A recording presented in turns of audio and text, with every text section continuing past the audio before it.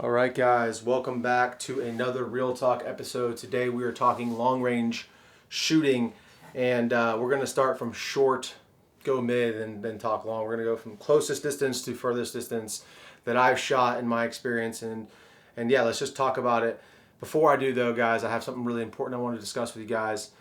I just want to say that I love you all. Thank you so much for being here, and we need to spread that message of love as much as we can because life is too short to hold grudges. Let that shit go. Forgive and forget and move on because it's only affecting you. And I love all you guys. Thanks for being here. Now, with that being said, if you do want to support the channel and show some love, there's a bunch of ways you could do it. The easiest and freest way to do that is to like, comment, and make sure you are subscribed to the channel. Another fun way you can do that is to head over to brownowls.com and use bro code RDB10. Saves you 10% off, and it gives the channel a little bit of help and support to pay for all the ammunition and all the things that we get to that we love to review here on the channel. And then a super thanks as well. It's right below the video. If you hit that heart with a money sign in it, it actually contributes directly to me, so that is a huge help as well. So big shout out to everyone who does a super thanks. Thank you guys so much for that. And then lastly, rangedaybro.com for all the merch, the Range Day hose shirt to resist tyranny and oppression, and everything else that's going to be on the website as well. We have gun charms up there too, so go head on over to rangedaybro.com and do some shopping. And yeah, let's talk long range. So right here in front of you guys, we have my first taste of what I consider a long range gun that I built. It is an Aero Precision AEM5. I'll just take it out of this mount real quick so you guys can see it. I thought it'd be cool to show you, but you can see it here in its entirety. It does have a ballistic advantage 18-inch stainless steel fluted barrel on it. This was my first attempt at creating a long range gun. It is chambered in .308, and it does have this big honking Magpul stock on it, which I actually hate now because it's just so heavy and it's just too bulky. I would love to have the B5 systems, their precision stock on here. So B5, if you're watching this, please send me one of those stocks so I can put it on this guy, preferably in a sniper gray to match the build. But yeah, this was my first attempt at long range. But before we talk about this and dive into the nitty gritty on what this thing is, let's talk first about what my experience is. And actually, let's just start with close up. So obviously a pistol is going to be the closest up. And I know, why are you talking about pistols in a range in a long range topic video, Range Day Bro? Well, it's because a lot of people probably don't have a rifle, and what they're carrying is probably a pistol. So I just wanted to just briefly touch on the fact that a pistol, a 9mm pistol, for instance, has an effective range. 9mm, even out of a MP5 or out of even a 16-inch barrel. Obviously, getting a little sidetracked. 16-inch barrel is going to have a lot more velocity, but 9mm out of like a 7-inch barrel, out of like an MP5, effective range is like 100, 150 yards maybe, if that. Again, take all of this with a grain of salt, y'all. This is just one guy's opinion on the internet. This is my experience, what I've learned, what I've read, and just from communicating with smarter people than myself over the years. So again, preface all this by just saying that first.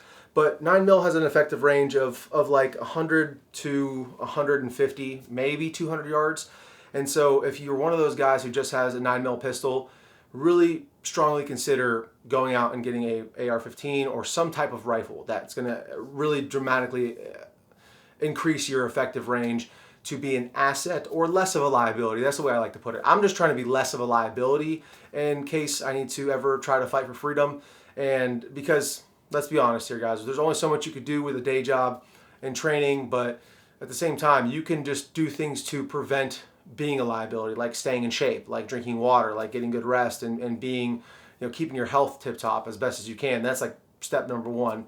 No matter how good of a shooter you are, you need to be able to run up a flight of stairs. So, but with all that being said, I just want to preface it by saying a lot of guys don't have a rifle that is effective to reach out to distance. So maybe you should look into getting one. If you are one of those guys, I highly, highly recommend getting a rifle. And we'll talk, if I can remember to talk about it later in the video, I will. I'm going to try to make this video not an hour long, but I have a feeling it's going to be a pretty long one. So buckle in for that. So let's start with the next step up from there, and at least in my journey, and that would be the 300 Blackout, which I just sold the last of my 300 Blackout rifles, so I am completely out of 300 Blackout. And the reason I'm out of 300 Blackout is not because I don't believe in it. It's not because I think the world of 300 Blackout. I think it's a really cool caliber. I think it's a really fun caliber, especially for subs taking a first-time shooter out. and shooting subs. It's really cool experience to hear that and see that. And also the supers are pretty effective, depending on your barrel length, but it's optimized for shorter barrels, so 5, 6, 7, 8, 9 inches, 10 inches even. But what I found with 300 Blackout was, besides the DDM4 PDW, that I absolutely adored that rifle, but I recently had a baby, so we have some expenses coming up. But I sold that rifle not because I didn't love it. I actually love that one. But besides that rifle, I didn't have the utmost reliability with the rest of my 300 Blackout builds.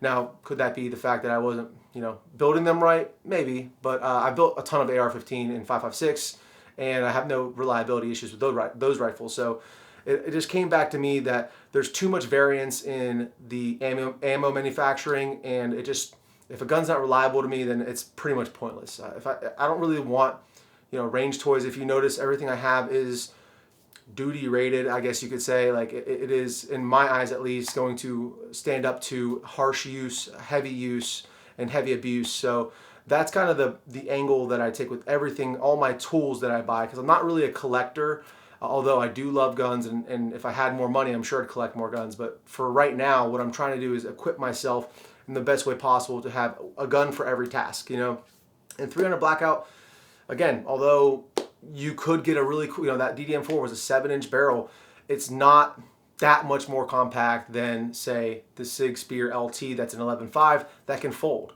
And, the DDM4 didn't fold. So the Sig Spear folds down to about the same compact size or smaller than that rifle did, that pistol rather did.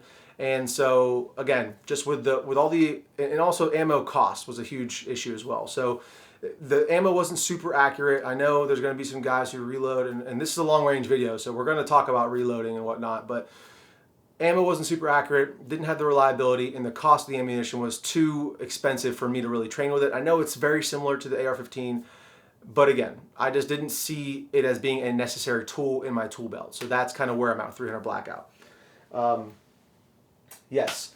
So from there, I guess we might as well talk about another caliber that I hate to say it, I think is, I don't want to say it's useless, but to me, it's not something I am interested in training with because there's better options, and we'll just jump right into that, and that is the 7.62 by 39, the AK-47 round.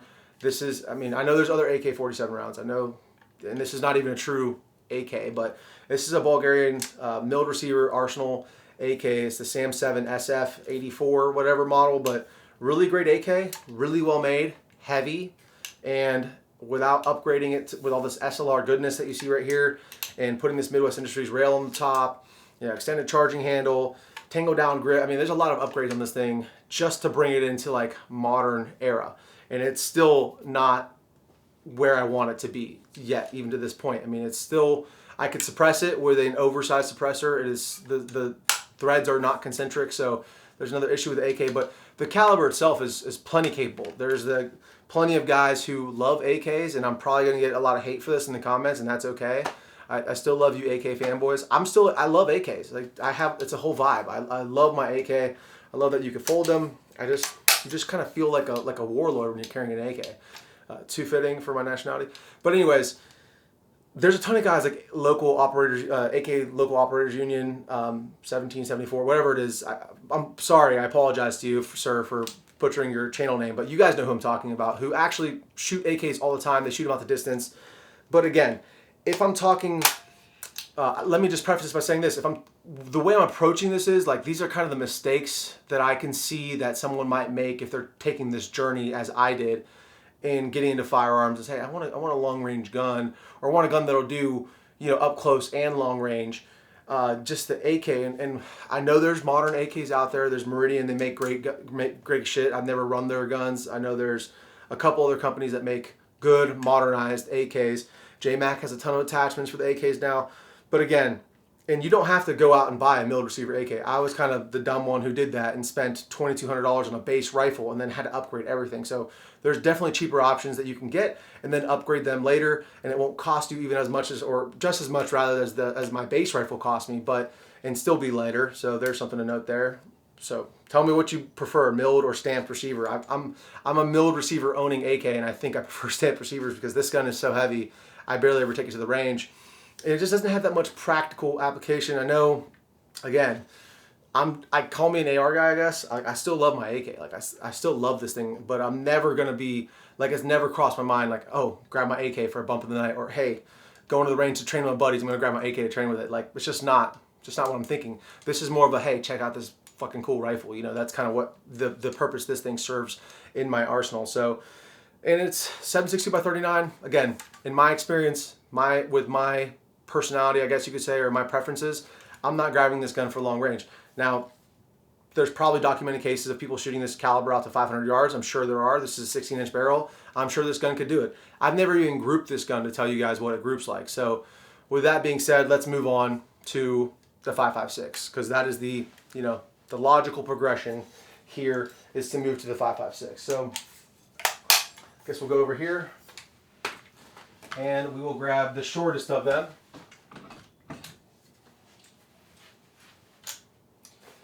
And here we have the Sig Spear LT, which is unfired, thanks ATF, because I did a Form 1 paper file with Capital Armory.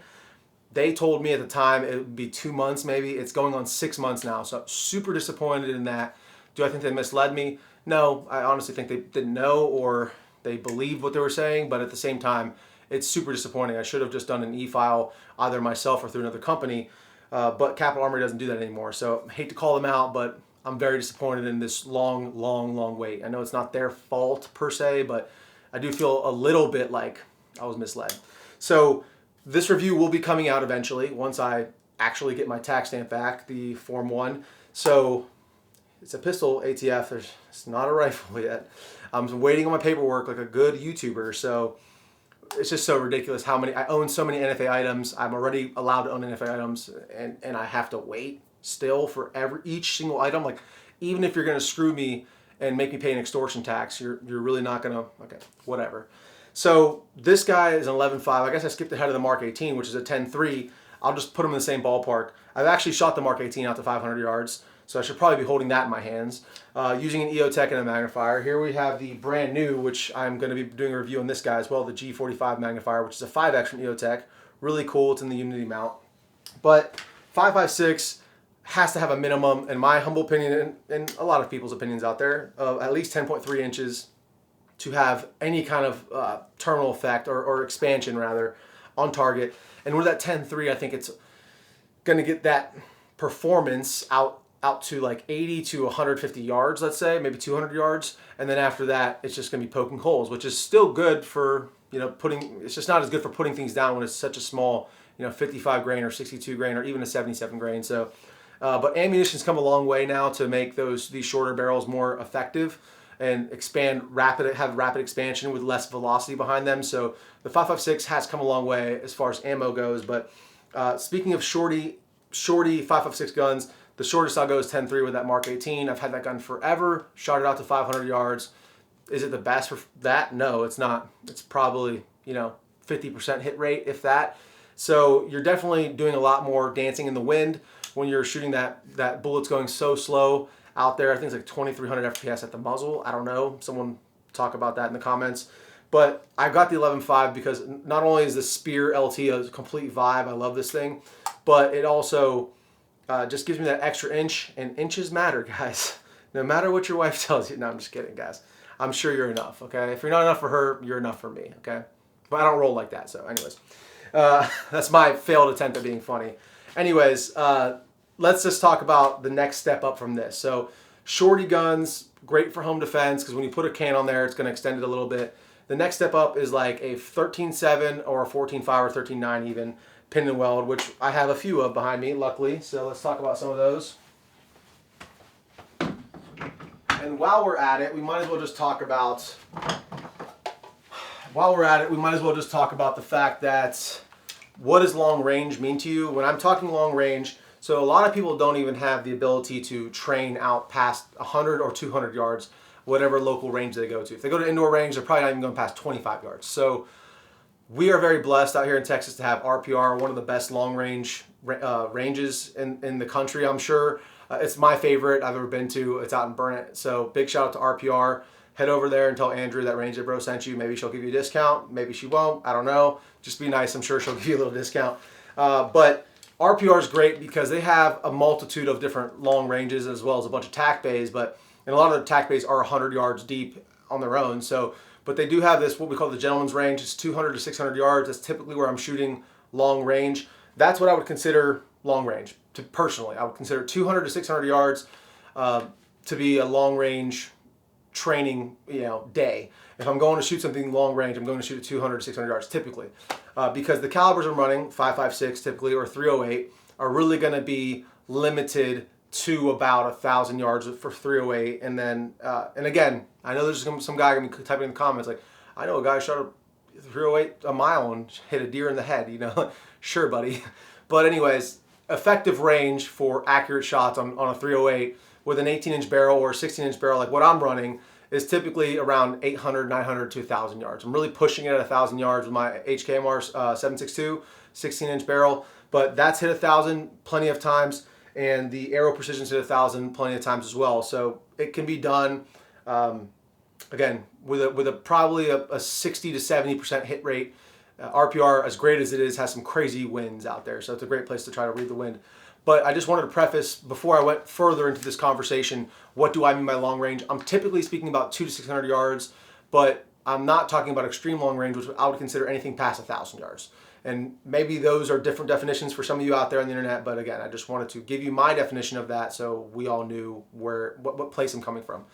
So 14.5 inch pin and weld. This is the URGI. We've talked about this gun extensively on the channel because it is my favorite gun, is my main squeeze, and it is the bedside gun currently. It is running the Attacker 1-8, and I guess this is a good time to talk magnification. So if you're like me and you want to have a gun that can do most everything, right? So a lot of us have a budget, like we have a life, we have a job, and we have a budget, right? We don't have an unlimited number of dollars we could spend on our toys, as much as that would be amazing. So so if you're like me, I'd like to have a gun. If I could just choose one gun that I would take to do whatever I need to do with it, for freedom purposes, not for hunting big game, right? This is just for freedom, fighting for freedom, defending my home, whatever it might be.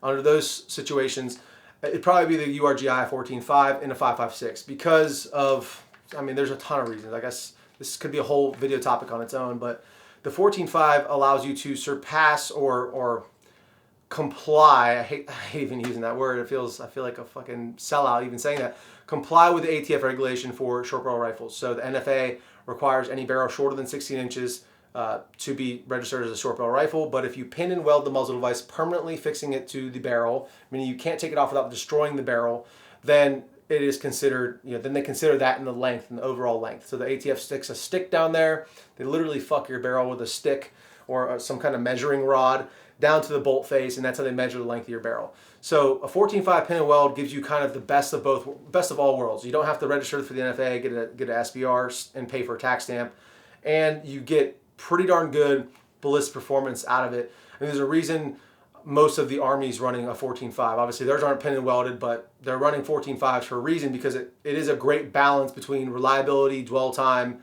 and functionality of the 223 caliber. So this gun has gone out to 600 yards multiple times. It is definitely capable of doing it. Is it the best thing to go out? If I'm leaving the house, I'm going to go shoot 600 yards. Is this the gun I'm grabbing? No, obviously not. But I can be in attack bay running this thing very quickly through drills and then dial it up to 8x and shoot up to 600 yards with my wind holds and everything that this Attacker has. This Attacker is like a cheat code with the wind holds. It's amazing. As I talk about having a budget, this is my dream optic. Thanks, Brownells. Big shout out to Brownells. So this is a great balance between having a gun that can be run and gun, be used in close quarters if need be. Obviously, once you put a can on here, it's going to get quite a bit longer.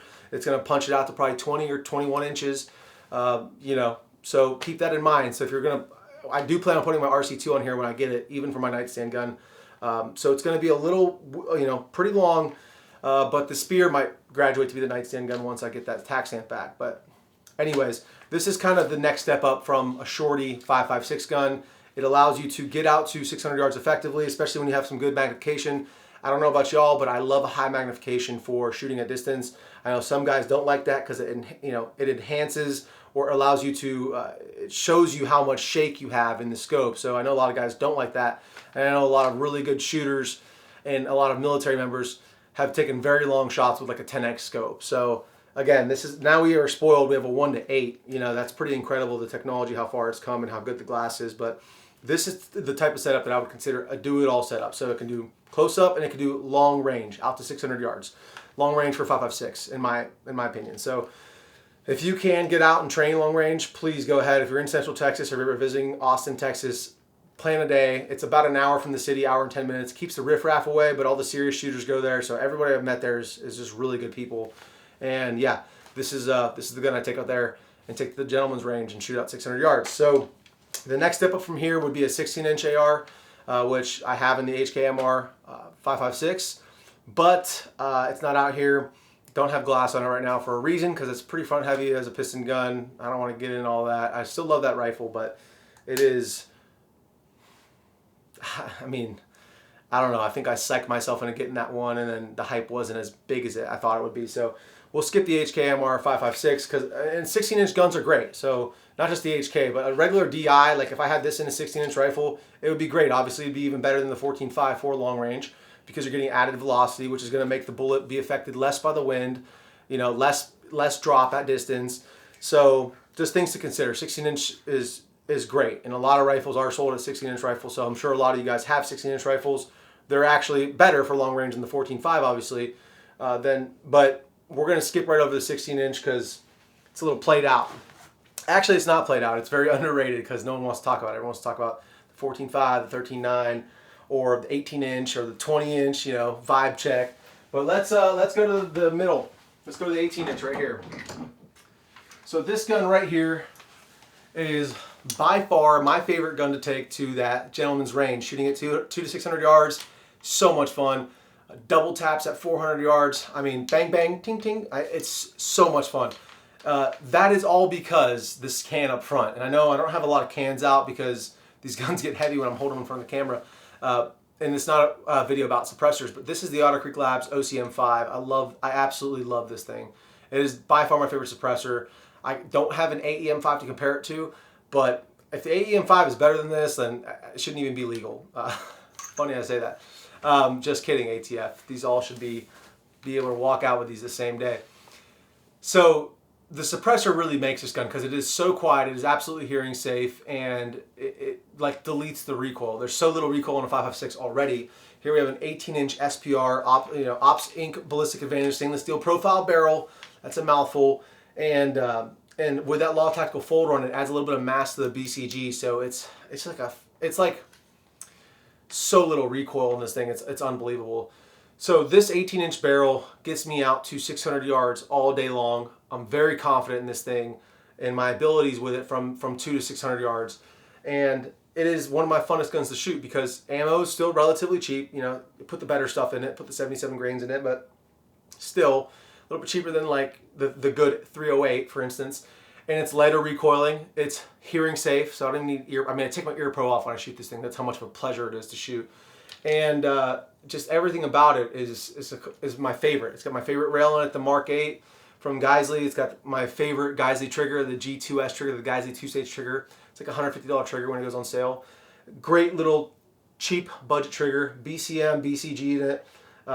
It's got the American Defense mount on it with the cheapo Primary Arms 4-14 SLX, their cheapest line of scopes. It's like a $280 scope, and it is phenomenal. The illumination sucks. Doesn't have the best light transmission, but the R Grid 2B reticle in it is phenomenal. Everything about Primary Arms reticles are my favorite. And I haven't really talked too much about, I guess, optics up to this point, but I did mention a little bit, you know. If you're going to go to distance, for me, you could shoot a red dot out to 200, maybe 300 yards. I mean, you could pop shots at 500 with a red dot all day. I mean, I'm not saying you can't do it, but to get accurate shots, you really want wind holds, and you want a reticle that has wind holds. The Trijicon Credo that I have on the Scar, which I'm jumping ahead of myself, is a crosshair reticle. Great scope, great light transmission, great glass, made in Japan, but it doesn't have wind holds. And are they really necessary? Maybe not. I mean, I could still get hits with that thing out to 600-700 yards, but I do like having the wind holds there. So great little optic for $280. I mean, it is one of my favorite optics, and it's the cheapest optic I own, even cheaper than my than my red dots.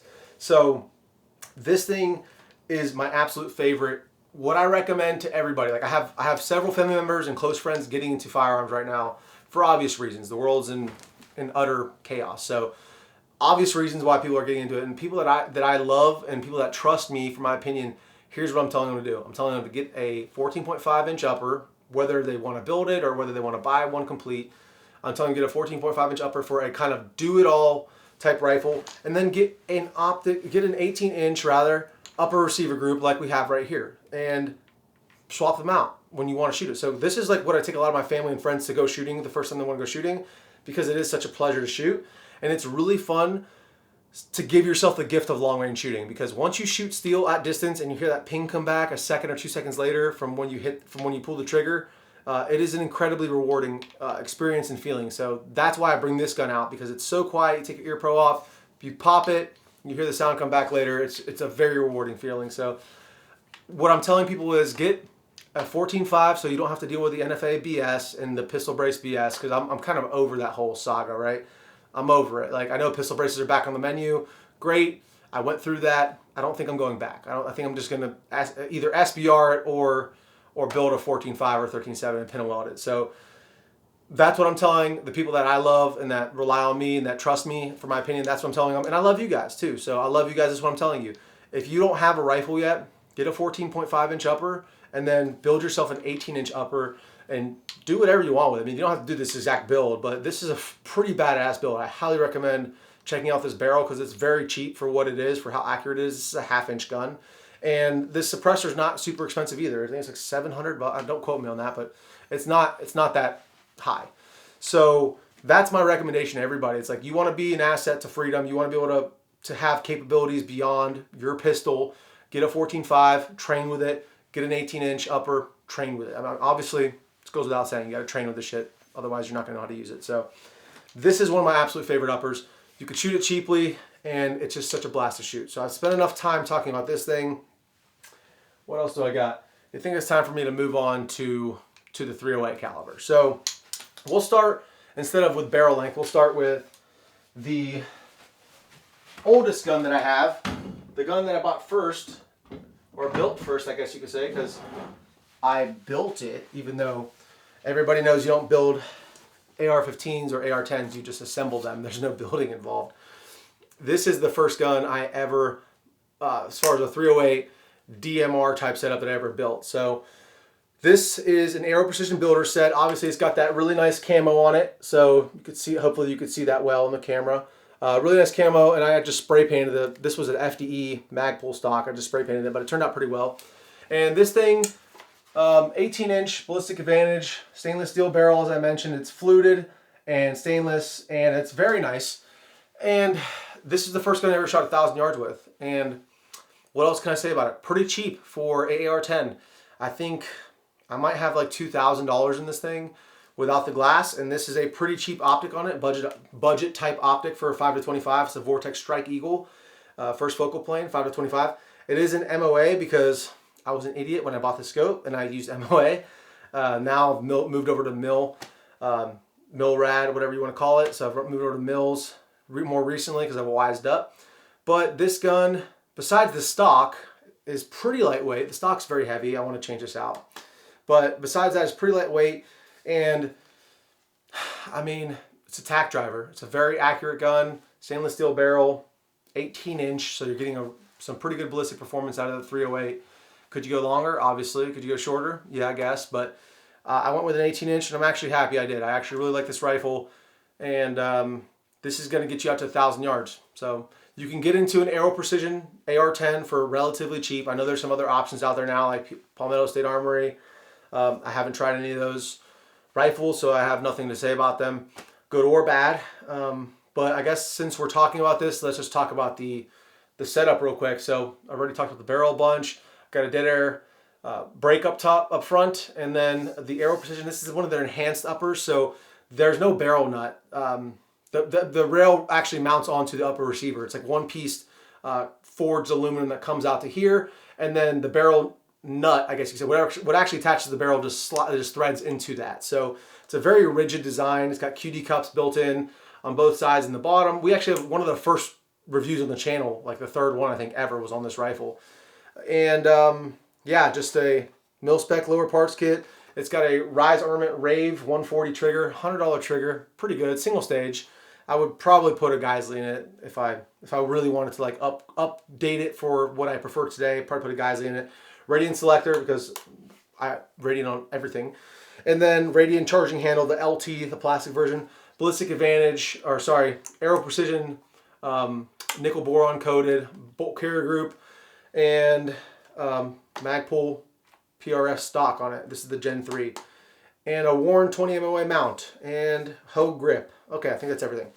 So, what do I want to say about this rifle that so yeah, it's going to get you out to 1,000 yards all day long. A little heavy, expensive ammo, but that's what you get with 308. You get the capabilities, you get to step up from the 600 yard range and go to the 750 to the 1,000 yard range with this kind of setup. Obviously, you can shoot closer than that, but this type of setup is really nice. This is what I was going to say. I was going to say, if you're going to build an AR-10, the mil spec, like as far as there's a standard for AR-15s, where if it says mil spec, you can pretty much guarantee it's going to work on the rifle you're building, unless you're looking at a mil spec buffer or stock rather versus a commercial stock. I don't know where they went. I don't know how people are still making a different size stock and buffer tube. I know it's very rare, but I still see it sometimes. So just look out for that. But on an AR-10, if you're going to build something, you want to build it with all of the same parts from the same manufacturer, just because, again, it's not as standardized. And if you want it to run properly, I've heard horror stories from guys who just say that they can't run their AR-10s reliably whatsoever. I've had probably in 1,000 rounds in this rifle, probably had 1 or 2 malfunctions that were magazine related. I've never had issues with this thing being reliable. Now again, I'm not running this, in a tack bay, dumping 50, getting it really hot and really abusing it. I'm usually shooting off a bench because it is a heavier gun. But again, still, I don't have reliability issues with it, and I don't think I would even if I did start running it pretty hard. So if you're going to build an AR-10, just use the same parts from the same manufacturer. That's my 2 cents. So do with that what you will. But this is one of my favorite. I mean, it's got a sentimental place in my heart. It's a very nice gun. I don't know what else to say about it. I mean, long range shooting with this is a breeze. It's the trigger. I would upgrade it to 2-stage. Besides that, I really love this thing. It suppresses well. It handles it handles the recoil pretty well because it's a pretty heavy gun. I don't know how much it weighs, but it's not light. And the optic's pretty good. I think it has an EBR 2C reticle in it. I can't remember off the top of my head. That sounds right though. It's a first focal plane, so it's got all those it's a little Christmas tree reticle. It has all those wind holds, which I think is a necessity if you're going to shoot out the distance. I know a lot of guys dial for elevation. They don't dial for wind. I prefer, when I'm shooting at the gentleman's range, I prefer to not dial for elevation either. I like to just use my reticle because I kind of want to train for combat effective accuracy. I'm not looking to hit a 2-inch steel plate at 600 yards. I'm looking to hit a man-sized target as fast as possible. So sometimes the drill I run the most with some of these rifles, or all of these rifles rather, when I go to the gentleman's range, is I'll start at 200 yards. I'll hit my timer, and or I'll just start in my head, whatever. Sometimes I don't time it, but I'll just start at 200 yards, do 2 shots, 2 confirmed hits, and then move on to 3, 2 confirmed hits, move on to 4, 2 confirmed hits, 5 and 6, so on and so forth. So that's one of my favorite drills to run, and it makes this rifle makes it a breeze. It's kind of like cheating the extra 2 inches. It makes a big difference over the 16-inch guns, especially at 1,000 yards. So, but I haven't shot this thing at 1,000 yards in a long time. I haven't shot this rifle in a long time because I have cooler toys now. So this was kind of like, I don't want to play with you anymore. Give me the SCAR, give me the HK. But it's a perfectly capable rifle for half the cost. And if I was, how do I say this without completely shitting on myself? If I was a smart person, I would have just kept this rifle and put a really good piece of glass on it, like a Night Force, Attacker 7-35 or whatever. I could have swapped the barrel out for a 6.5 Creedmoor and not gone and dumped a bunch of money on a SCAR 17. Not to shit on the SCAR, but let's talk about it. So, SCAR's a great gun. All right, let's see what we got here. Slings. All right. The SCAR 17. What can I say about the SCAR 17 that hasn't already been said? This thing is an absolute vibe, okay? So can you blame me? Can you blame me? I'm one of those guys, when I get something in my head, I gotta have it. I'll work harder. I'll sell all this shit I have that I don't care about anymore. I'll do whatever I gotta do to get what I want because I have have that passion. I guess some people call it obsession, but I saw a picture of a SCAR 17 with the Connect Development Group rail on it, and I absolutely had to have it. So here it is. Like $7 grand later, $8 grand if you can count the can on it. So that's including the optic setup. So that's kind of the whole point of what I'm trying to get at with this SCAR 17. And I don't want to say like for what, because it is a very accurate gun. In fact, I took it on an axis deer hunt recently, and I went out and grouped it with like 4 different hunting loads, and it actually grouped very well. I wonder, actually I do, well I have the target from one of them here. I might as well show you guys. It is a very accurate gun. Maybe an inch, maybe less. Let's see which target this is. I don't know if this is the best target or not, but it's one of them, so. Let's see what we got here. There you go. Well, there's 2 bullets in the same hole, and I must have pulled that one. That's not one of the best ones, obviously. I didn't zero it for that one. Let's see what this guy looks like. While I'm looking, I might as well just keep talking. This video is going to be dragging on forever. It's a very accurate gun for being a chrome line barrel, being a a battle rifle, so to speak. It is very accurate. So here we go. There's a decent group there. It's about 1.5 to 2 inches, probably 2 inches right there. 1 3/4 inches. I don't know if you guys can see that. Sorry about that. I'm showing myself, like you guys see what I see. So that's the SCAR 17. Pretty accurate gun. I have shot it out, obviously, to 600 yards. I've shot it out further than that. But the point is, the Aero Precision could do pretty much everything this thing could do. If I wanted it short, I could just put a 16-inch barrel on it and spent $250 instead of spending all the money I did on this. But it is a complete vibe. I love this thing. I was just disappointed with how many things I had to upgrade on it in order to be able to suppress it. That is the most disappointing thing about the SCAR 17, is suppressing it. But it's a 16-inch barrel, chambered in 7.62 by 51, 308. And it's capable out to 600-700 yards easily. I'm sure with a better shooter and a higher magnification scope on it, it could go out to 1,000. Since we're talking about it, let's just go over the setup from front to back. So we have the Sandman K on here. This is kind of the dedicated SCAR can because it's already a long gun. It's already a pretty heavy gun. It's pretty light for a 308, but heavy, not relatively, but just in general, it's pretty heavy. So I wanted a shorter can on the front to not weigh it down too much and not make it too unwieldy. Connect Development Group rail. This is their 6.9 inch, the Gen 2, I believe. It's the one that has the M-lock on the top, not the pick rail. And then I have an HRT Tactical Advanced Weapon Light System, AWLS, and it is a super bright 90,000 candela light with just a tail cap because, again, I can just activate the tail cap right there when I need it. I have the Scarbrator on here, which is an adjustable gas block for the SCAR 17, which I'll show you right there. So you actually just use this guy right here, and you can click it just with your hand. It's knurled very well. I'm not going to bump it up my gas setting because it's right where it needs to be. And then I have some rail scales on the side here, as well as this is the non-reciprocating charging handle models. This is the newer model. FN finally listened and made this thing not go back and forth and destroy your hands. Up top we have the Trijicon Credo 1-8 first focal plane. Great little optic. Again, I wish it had wind holds. If it had a primary arms reticle in it, it would be the chef's kiss. But really good optic for the price. You can find them on sale for like $950, $1,000. Typically they run about $1,300 to $1,400. But it's sitting in the ADM mount, which is the heavy duty mount. I don't know what they call it, but it is the one built for the SCAR because these things are known for destroying optics. I have a Connect Development Group radiant selector on here, Geisley trigger, Super SCAR trigger, and then the UGG boot came back on here when I destroyed my rear receiver plate, shooting it suppressed without an adjustable gas block and with the Kinetic Development Group stock on there. Yeah, I didn't listen to the internet, and the internet was right for once. So I'm going to get a lot of flack for saying that. But anyways, that's the setup for the SCAR. I have the upgraded torque screws. So all the upgrades all the upgrades are from Kinetic Development Group or Mototech Engineering. Those are the two companies that really made the difference for this SCAR right here. And again, this is like the gun I'm grabbing. I have a lot of scenarios in my head, can you tell? This is the gun I'm grabbing if I have a potential for needing to go out the distance and arriving with a big impact when I get there, and if I still need to, may need to clear homes or do some sort of up close work, I can still run this thing pretty quick. It's still pretty lightweight, pretty wieldable. You know, it's not super crazy heavy like the 18-inch Aero Precision or great transition range there, bro, into the HK MR762. Let's grab that guy. So, HK MR, Mr. 762. Let's see.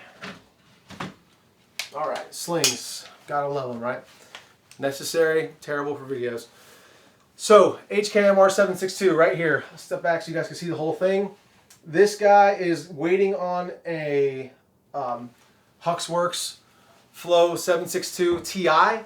So it's got the flash hider on there for that, but this thing is very, very accurate. This is a 1/2 inch gun or 3/4 inch gun. With me shooting, it's a 1/2 inch gun, or 3/4 inch gun rather. It could probably be a 1/2 inch gun with a better shooter, but it loves the 168 grain Federal Gold Medal Match King. I guess I'm not talking about ammunition enough for a long range video, so let me just say this. I'm typically running 69 grain or 77 grain, usually 77 grain for the 5.56, usually Federal or AAC with Sierra bullets, or Federal Gold Medal Match. And for the 308, I'm exclusively running Federal Gold Medal Match King, Sierra Gold Medal Match King, 168 grain. That's what my guns tend to like. The Scar loves it. I've shot an inch with the Scar with that stuff. This guy loves it, shoots under an inch with it, and so does the Aero Precision. So I think it's the best factory ammo you can buy because I don't reload, because I don't have the time or the space to do it or the equipment or anybody to teach me. Thanks, Dad. So, I'm just kidding. I love you, Dad. He taught me other things, like how to build a house and how to dig a hole and how to break a back and why I should go to college. Anyways, this thing is a 16-inch barrel.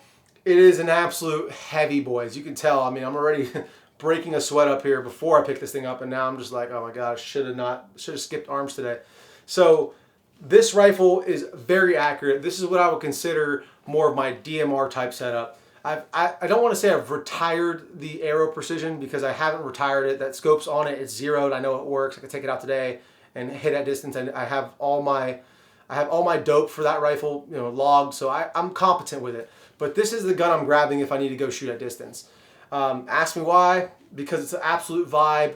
It's a little bit shorter, so when I put that longer, when I put the suppressor on there, it's still a little bit more wieldable. It's not super, I mean, it is very front heavy because of the short stroke gas piston system. But HK, I'll tell you what I regret about buying the HK MR556, I don't regret about buying the HK MR762. This thing is absolutely amazing. I love it. I got the Geyser rail on it. I got really good glass. I wouldn't say the best glass, but EOTech Voodoo 5-25. A friend actually had this scope. He bought it because he watched the review on Mr. Guns and Gear. He said he wasn't that impressed with it, and he offered to sell it to me for a good price. So I got it for a good price.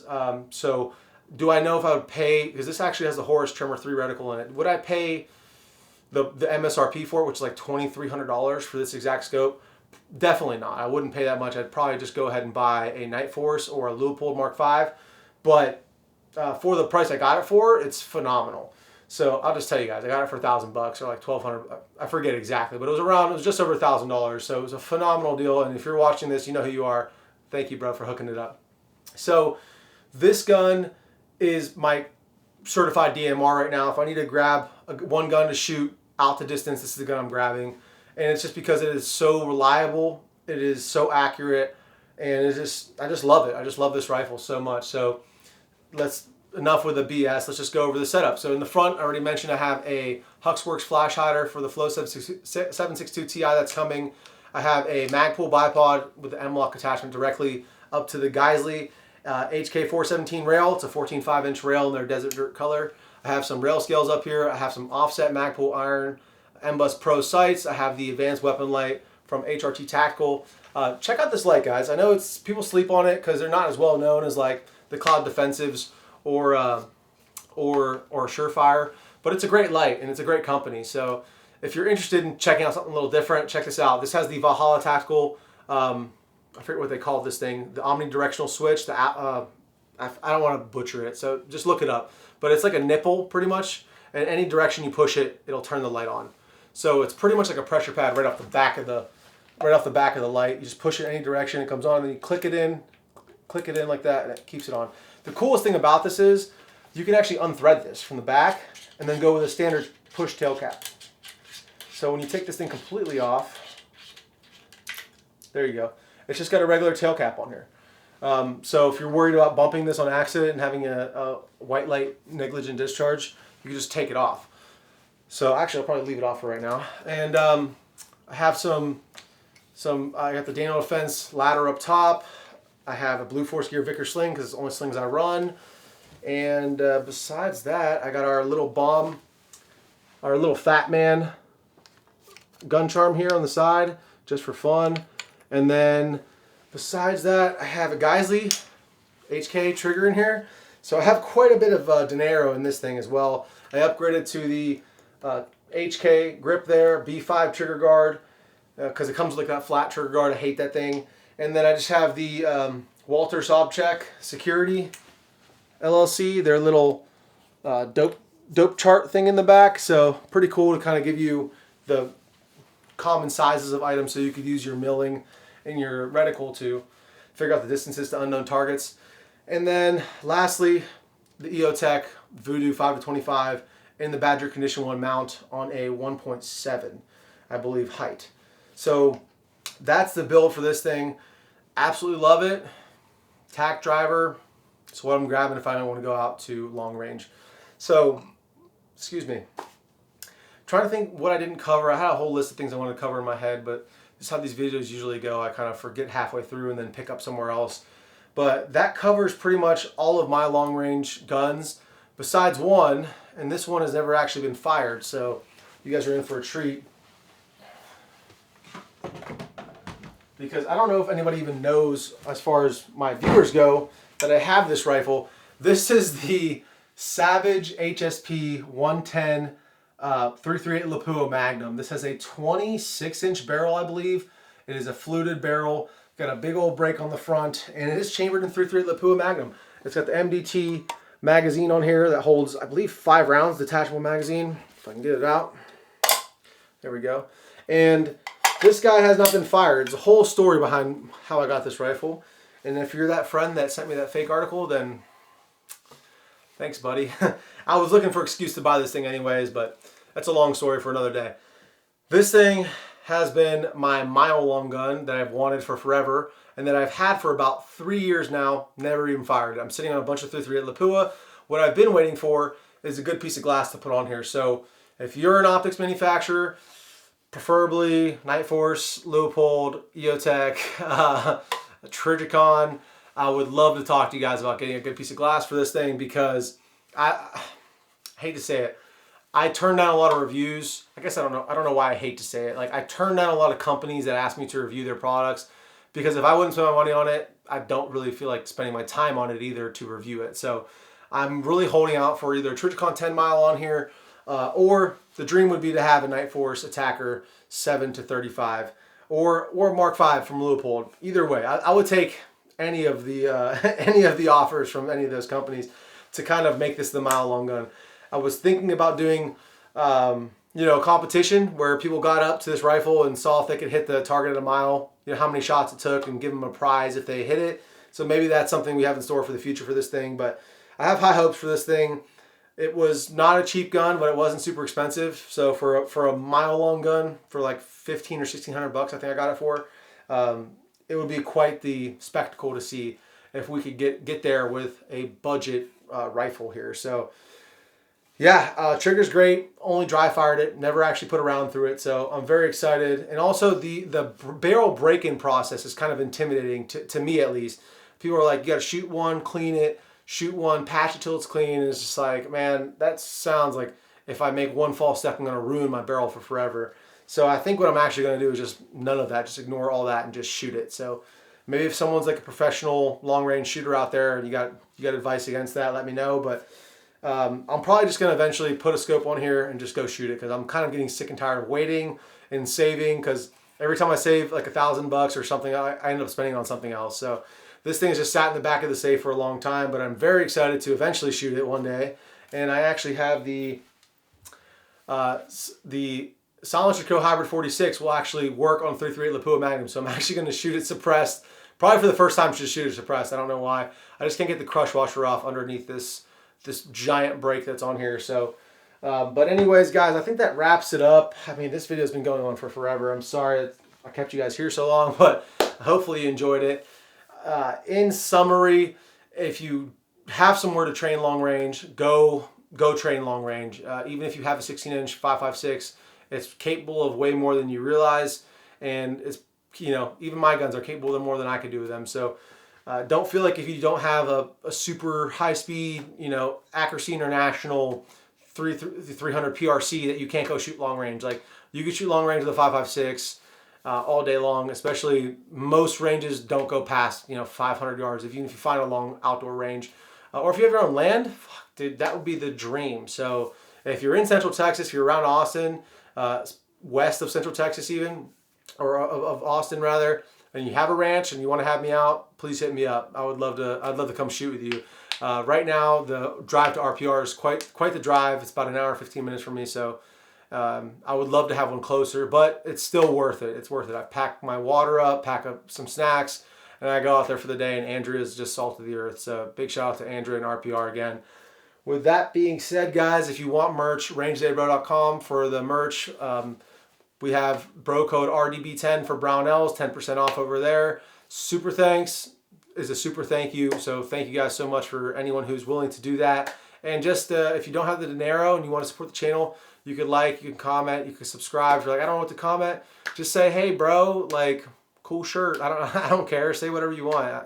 You know, just dive in there. Just be careful because there are some sharks down there. Typically it's all good people, but there's some sharks. So with that being said, guys, love you guys. Hope this made your day better. Hope you guys have a chance to go shoot long range, and who knows, maybe we might do like a meetup one day out at RPR and do some long range shooting together. So, all right, guys, love you guys. I'm gonna roll out.